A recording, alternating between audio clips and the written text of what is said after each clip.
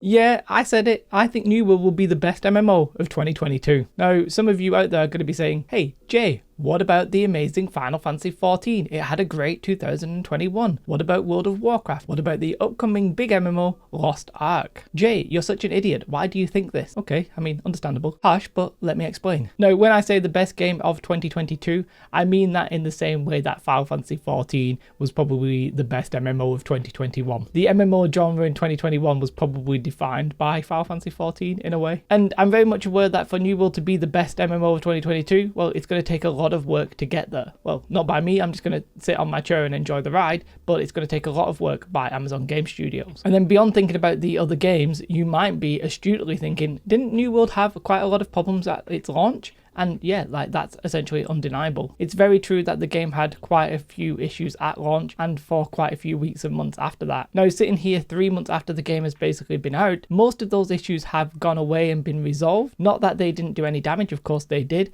but right now a lot of those issues have sort of been fixed and we're not necessarily expecting to repeat them anytime soon. However, I can't sit here and tell you that everything is perfectly hunky-dory. I mean, for example, in Wars, you still get some lag. Seems to be caused by the Void Gauntlet, as far as I can tell. I don't know if that's been fixed. I've not been in a war recently, but that's still an issue. There's still some bugs and issues. Like I was in Outpost Rush the other day, and I got the movement bug, so I literally couldn't move in any direction, apart from backwards, and only sometimes. But for now, all of the major game-breaking bugs and issues and exploits and dupes and all that kind of stuff, they have gone for what we hope is forever. And one big concern that players had, that the game appeared to be client-side instead of server-side, well, that was completely not true. The game actually is server-side, but a lot of the issues just looked like they were client-side. And of course, the issues like the invulnerability bug shouldn't have happened. The big sausages on the screen shouldn't have happened, no matter how funny it is. The gold dupe shouldn't have been in the game, and so on and so forth. I'm not trying to justify them. They should not have been in the game. They were, and you know, it wasn't great. But as I said, most of those issues have now been resolved and not reoccurred. And recently the developers sat down and did a nearly 2-hour conversation amongst themselves, talking about a lot of the game's issues and upcoming features that the game will get. Really, it was this video that made me think that New World is in for a very good 2022.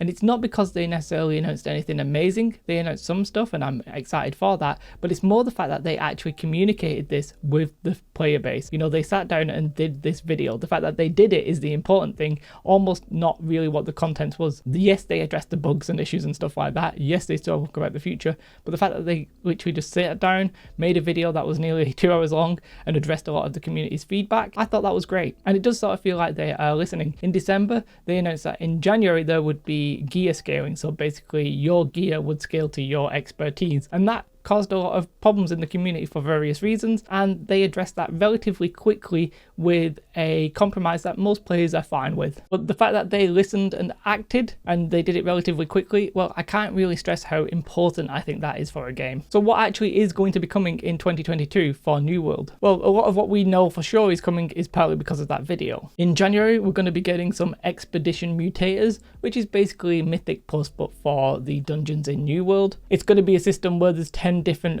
difficulty levels and you have to sort of progress your way up that chain, getting more and more rewards. And the expedition itself is going to be mutated a little bit so that it's different every time, every week basically. And I just think that's great. The game is missing some PvE content, and this is essentially PvE content that a lot of players can hopefully experience, as long as they actually make them relatively easy to get into and not like the normal expeditions right now, which have an insane cost up front. Then beyond that, we know we're going to get the blunderbuss as the next weapon, a sort of run and gun shooty weapon. That sounds pretty cool. And then we're going to finally get the greatsword, a two-handed sword that lets you live out your Conan the Barbarian epic fantasy, I guess. That all sounds great. And then we've had leaks of new zones and stuff like that, so I'm very excited about the future content that we've had shown to us, and I'm excited about the content that we possibly don't know is coming. It's very exciting times, from my opinion, in New World. I think there's two main reasons to be excited about the potential of New World. One of them is that the game just has a solid fundamental. Now, I don't necessarily mean a coding fundamentals, because we've seen that there's bugs and issues and stuff like that, but I mean that the game feels good. The combat, for those who like it, just feels really, really good.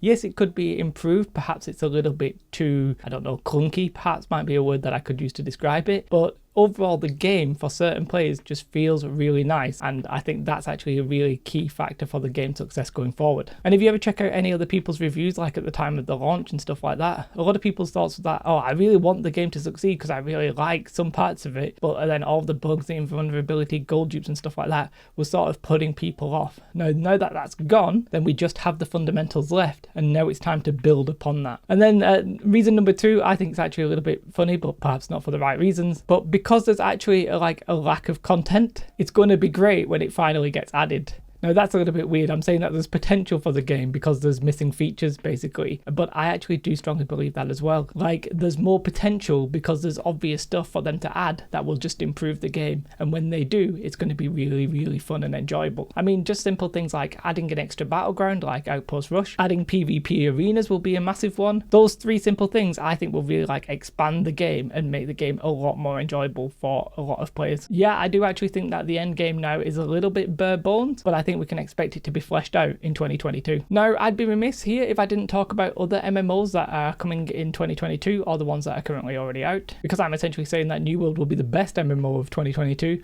we need to consider its competition, if you will. Now, disclaimer here, I don't play all these other MMOs, I don't really know all that much about them, so my opinions on these could very easily be wrong, more wrong than usual. But let's look at the big ones out there, and we'll start with Final Fantasy XIV. Final Fantasy XIV seems to be a very solid, good, enjoyable game. People really seem to like it. As I said, it was probably the best MMO of 2021, and people seem to be enjoying the new expansion when they can play it, which I think is it called Endwalker. I mean, to be fair, Final Fantasy XIV was so popular they've actually currently stopped selling it, so you know it's doing well when they stop selling your game because it's too popular. And I suspect Final Fantasy XIV will continue to be great, and I don't think that New World will get anywhere near it in terms of popularity. But for my personal taste, Final Fantasy XIV and games of its ilk don't seem to offer anything amazingly new. Like, I really enjoy the combat of New World because it feels new and exciting and fresh. Final Fantasy XIV seems to offer the classic MMO, but in the best version of it, if that makes sense. Now, feel free to disagree with me there. I could easily be wrong. As I said, I suspect it's going to have another good year. And then we'll talk about World of Warcraft, the dethroned king. And let's not just blame Bobby for that. I actually think that if the game was good, players would still play it, but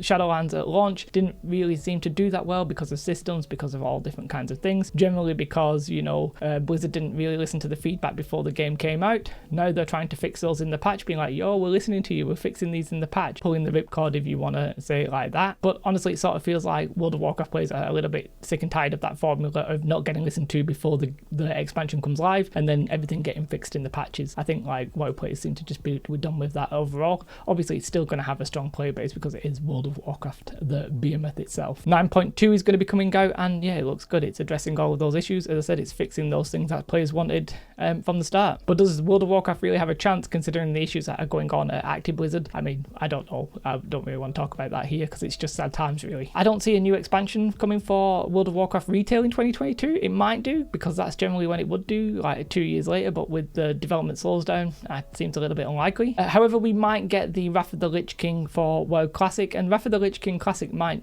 do really well because that was when WoW was essentially at its most popular, so that could be a big MMO event in 2022. I'm not going to sit here and go through the little bits of every MMO that I don't know about, basically. I'm not going to talk about Elder Scrolls Online, Guild Wars 2, Black Desert Online, etc. I'm sure they're all going to be consistent and decent in 2022. If you like those games, there's probably no reason to stop playing them. And then for new MMOs, we obviously have the big one that's coming in, I think, February, which is going to be Lost Ark. I'm sure that's going to have a great year. I'm sure that's going to be completely fine and get a lot of players, especially at launch. Personally, I'm generally never interested in 2 things. One is that isometric view, and then secondly is that sort of hack and slash gameplay. Neither of those things do it for me, but I'm sure the game is going to be fine and great and have a lot of players. I can definitely see Lost Ark being one of the big boys of 2022. Having said that about isometric views, I quite like the look of Core Punk, but we're not 100% sure it's actually going to come out in 2022, as the recent beta has been delayed and is only coming in 2022. This could very easily be either late 2022 or early 2023. However, I like the feel of that game. It seems like a much slower paced game rather than hack and slash. I'll give that a go, but I don't necessarily see it being like mass popular, just sort of like a niche game that steadily grows. Mortal Online 2, I think is probably going to be too niche, but it's something I'm excited to play myself. Now, Ashes of Creation is not going to be coming next year. We might get the Alpha 2, I would suspect, in 2022. I'd guess that's probably part of the plan. They did, however, just recently move to the Unreal Engine 5, which may cause delays, I actually don't know. So the hype for that game will continue, and then a sneaky call out I will give to the Riot MMO. That's obviously not coming out in 2022 either, but we might start seeing some information about it, which could get some players excited. So hopefully I didn't sit here and disparage like your favorite MMO. I think most of the MMOs that are out right now or coming out are probably going to do reasonably well, and they will probably keep pleasing all of the fans that they currently have. But when I look at 2022, I think it's just a perfect opportunity for New World to find its footing, grow its audience, and become like one of the main big boy games out there, because it has so much potential. Like, as I said, basically just adding things that other games already have, I think will actually be enough to bring New World up to that level, because it feels so different in terms of its combat and just the feel of the game. Like, I know it's a little funny for me to sit here and tell you that if New World just add things that other MMOs have, then it will be the best MMO of 2022, but I actually weirdly believe that. Like, quite a lot of people do like the action style combat, for example, and it just feels really different from other MMOs. Now, the combat's not going to be for everybody, but we already know that there's a reasonable player base out there. Like 1 million people were playing it at launch, and let's face it, not all of those players left just because of the combat or the feel of the game. A lot of them would have left because of the issues that the game had at the start, like the server queues, like the invulnerability exploits, like the gold dupes, etc. So I just think that if Amazon managed to give players a steady, solid experience with the features that other games have, that weirdly that will be enough for New World to actually find its footing, grow its audience, and probably like stamp its place in the MMO community properly once and for all. It's one of those things, if you enjoy the combat and the feel of the game, then just any kind of additional content is just going to like multiply the experience and the fun that you get. If you don't, then the game was probably never for you anyway. So that's why I think if you give us what other games have, then it's really catering for like a certain group of players. Now, don't get me wrong, I still think that the game has some issues beyond just bugs and stuff like that. There's some actual core gameplay design ideas that I don't really like. I'm not a huge fan of how the current expeditions are so off-putting for players. I'm not a fan how the game seems to be creating like a wealthy 1%, which I made a video about, which you can check out in a moment. There's still issues with the game, for sure, but I think if Amazon continue to listen to the players, which they seem to be doing, if they do, New World could have a very, very, very strong 2022, and I'm excited to be part of it. If you like this video, press like, subscribe to the channel. Have a most beautiful day. Goodbye.